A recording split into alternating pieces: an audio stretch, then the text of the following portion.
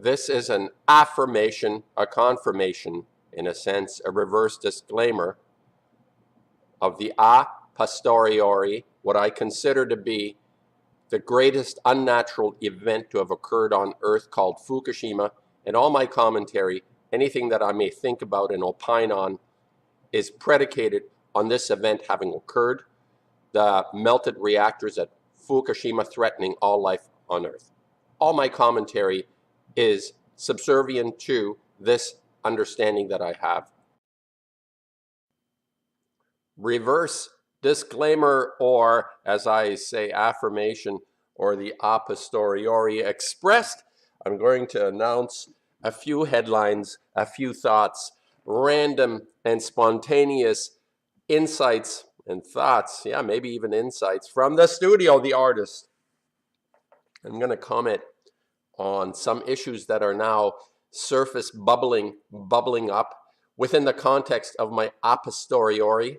Fukushima is the point of all my commentary, but the world appears to be going on around us with issues that are distancing us from that which is most important to each human being, which is health.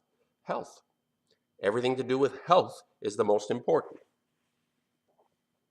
And the first headline that I have is consciousness is everything, and conscience is rare. And when people talk about a higher state of consciousness, this for me is quite ironic, because there's no such thing as a higher state of consciousness if consciousness is everything. It is what is contained within that concept of consciousness, that if you're a rock on the ground and you're the most evolved swami on the planet, both are consciousness, if you see what I mean. And that which separates us from the rock and possibly other creatures, although I don't have the insight to identify with other creatures per se, for human beings, it's a higher state of conscience that is always the objective within that it's an innate desire to improve ourselves on some level. That is, of course, if we're normal and not psychopaths. And I'm going to comment a little on the idea of artificial intelligence, which a lot of high-minded people have been attempting to decipher, and I'll decipher it very quickly. And artificial intelligence, as it is in its name, is an attempt to distance us from source. Distance us from source. And the source is, again, the idea that what makes us work, what makes us go, is that we're healthy. And fundamentally, obviously, physically and mentally, of course. And AI is an idea that has been implanted in us to distance us from the source, from removing us from that which makes us feel better about ourselves. Not that it has to, the way it's being expressed and understood. Artificial intelligence could be programming. It's a programming on a computer. Now, the idea of distancing us is related to the idea that this program source, of which, by the way, Bitcoin is an integral part. And I've listened to some very interesting analysis of Bitcoin, not in the sense that it's worth anything, but in the sense that it has distracted a number of people, not very many at this point, but a number of people, into creating a ubiquitous computer network, which are considered to be nodes of operation, that if you have a platform that fundamentally ties everyone together within some digital context, which is already basically happening on the internet, that we are tied in to each other with our devices, the people that are running around with their heads down on their phones, crossing a street and getting hit by a truck as they look at their iPhones. This is already occurring, that everyone is potentially tied in to a communal platform. And this is considered to be AI. as I understand it. And all the high-mindedness by people, how it works and how it has been initiated and how complex and everything. Pull the plug on the damn thing and the entire shebang comes apart. This, unless I'm missing something about the real world, that if a computer has a battery or is plugged in, unless it has a lifetime battery in it. Now, this could be a possibility that there are some devices that could actually continue ad infinitum with a certain type of a battery. Maybe it's a solar operated event, but it has to have some kind of exposure to a power source. Unplug the power source, and basically we're back to square one, to the real world from that point of view. But we're always in the real world anyway.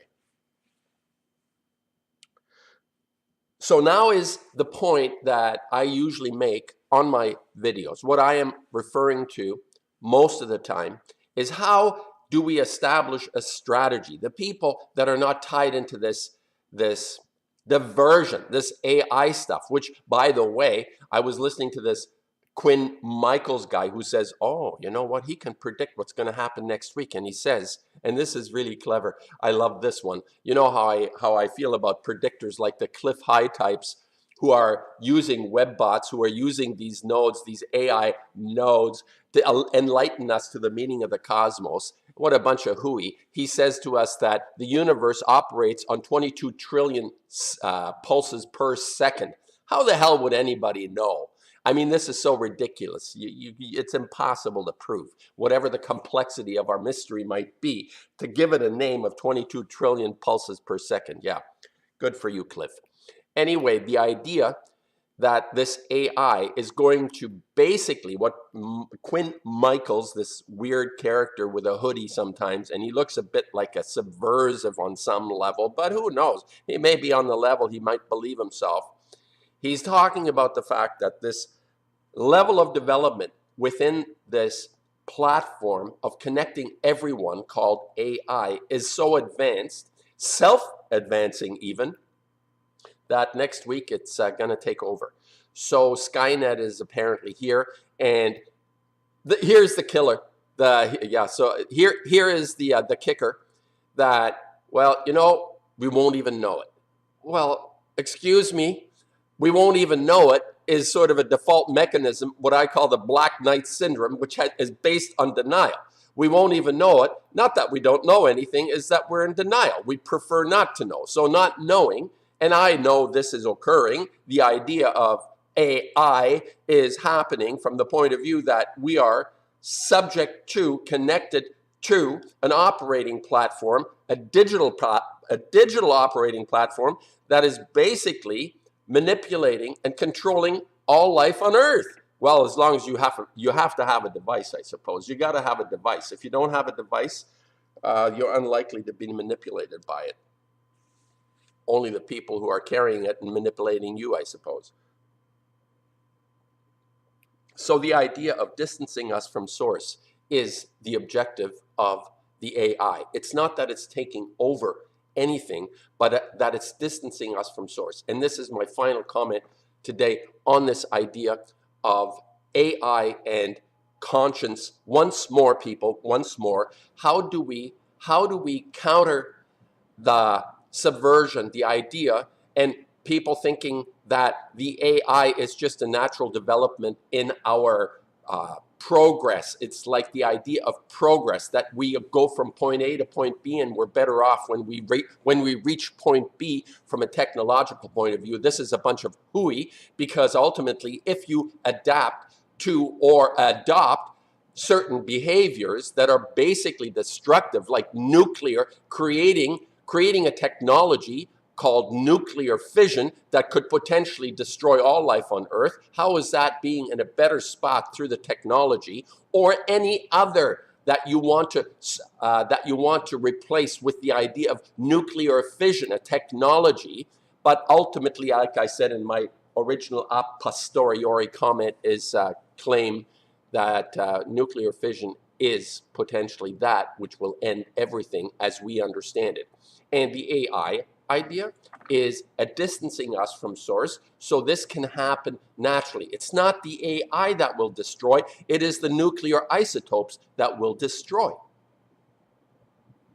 because you just unplug the bloody computer and the game's over for AI. And ultimately, what I am attempting to rouse, the spirit that I'm attempting to rouse in my commentary, is fundamentally connected to a source.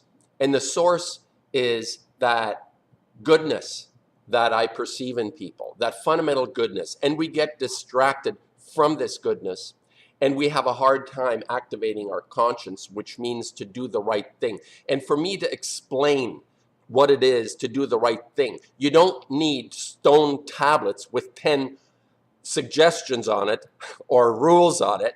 You have this, I have this ensconced within my psyche, which is because I had parents that loved me and cared, and most children have experience of that caring on some level or other. And those children that have not been exposed to that kindness, to that goodness, to that caring, will have a very difficult time, and most likely will end up as the psychopaths that are trying to undermine for their benefit, for some personal enjoyment and benefit that they have.